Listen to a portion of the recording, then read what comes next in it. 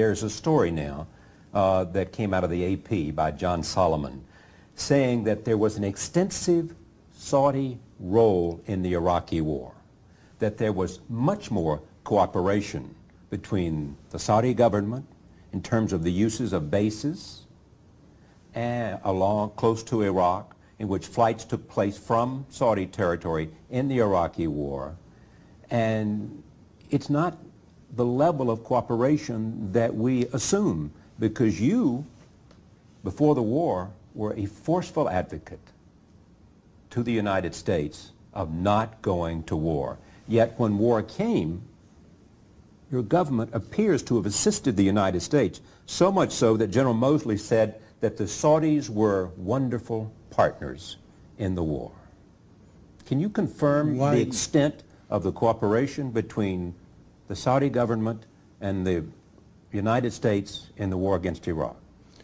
Well, if you have the judgment of General Mosley, why don't you just accept that and say we are wonderful, because I'm wonderful people? Because, as you know, I'm interested in history, and I'm interested in why is it only coming out now, this cooperation? Because it is not coming out now.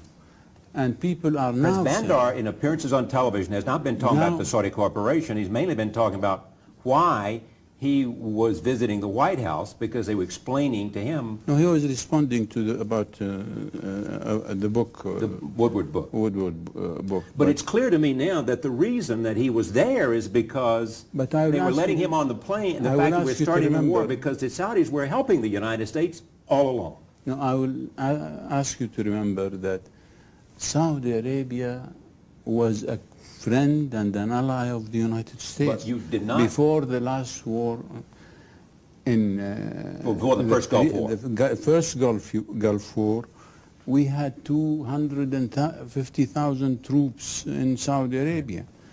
When the second Gulf War came, we had troops and equipment for the United States in Saudi Arabia.